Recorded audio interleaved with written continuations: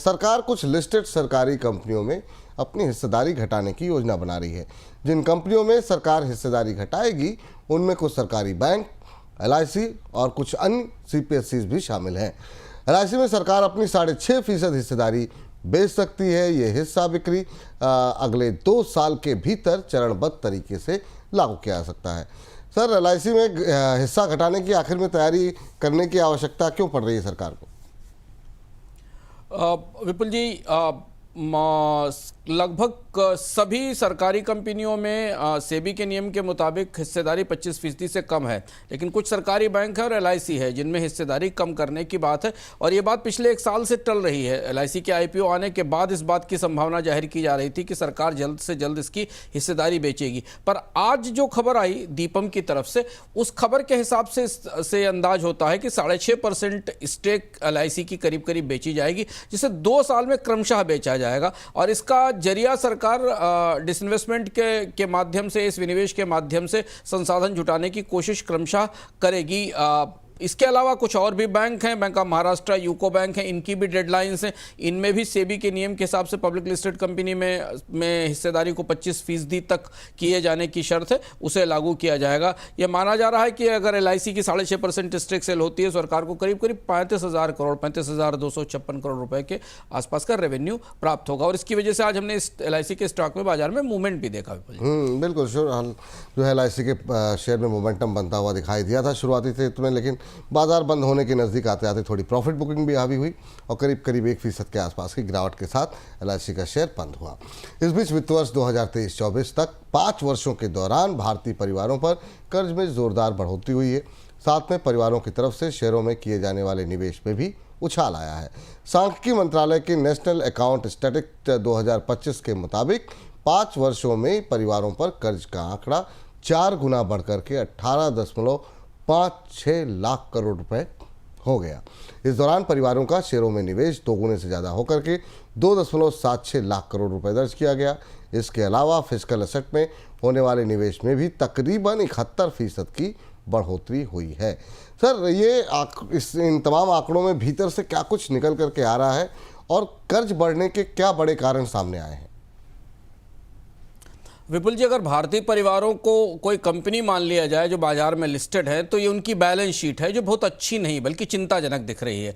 अगर आप भारत में हाउस होल्ड डेट और GDP का, यानी परिवारों के कर्ज और GDP के अनुपात को सामने रखें, तो हम डेटा पॉइंट के साथ आपको बताने की कोशिश करते हैं कि वास्तविक तस्वीर भीतर क्या है। जून 2024 तक भारत का सकल घरेलू कर्ज, हाउस होल्ड डेट, परिवारों ने जो कर्ज ले रखा है, वो GDP का 42.9% था। मार्च में यह 37.6% से काफी अधिक है। सिर्फ 1 साल के दौरान इसमें करीब करीब 6 से 7% की बड़ी बढ़ोतरी दिखाई दे रही। यह बता रहा है कि लोग कितनी तेजी से कर्ज ले रहे हैं जबकि उनकी आय में बढ़ोतरी नहीं हो रही है।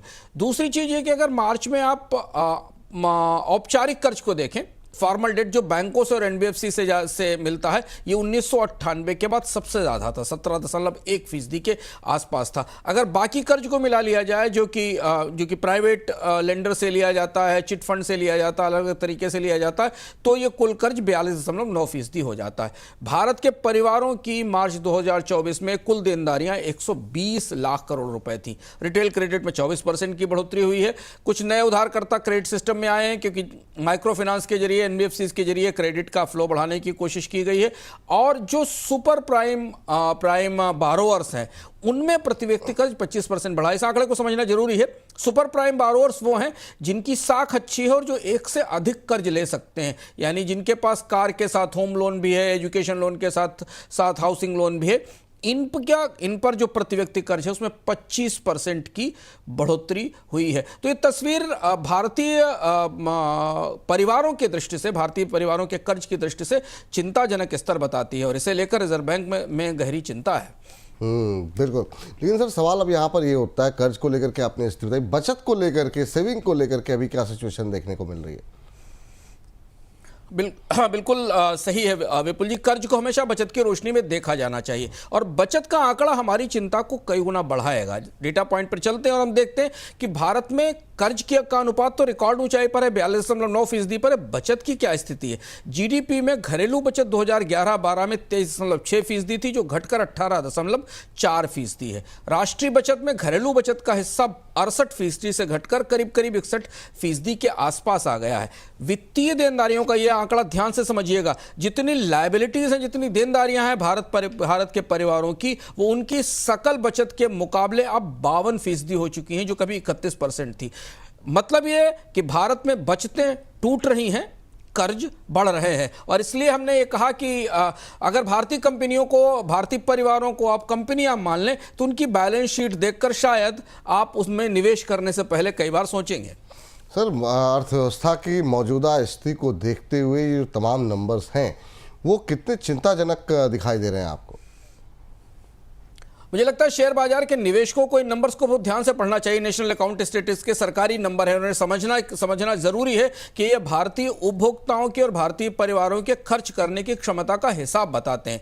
भारतीय परिवारों की बचत 18% है और कर्ज 42% के ऊपर निकल चुका है, यानी उनकी अधिकांश कमाई कर्ज चुकाने में जा रही है। और भारत में जो कर्ज का सर्विस रेशियो है, डेट सर्विस रेशियो है, कई परिवारों में काफी ज्यादा है। मतलब उनके वेतन का करीब 30 से 40% हिस्सा, 50% हिस्सा तक डेट में जा रहा है।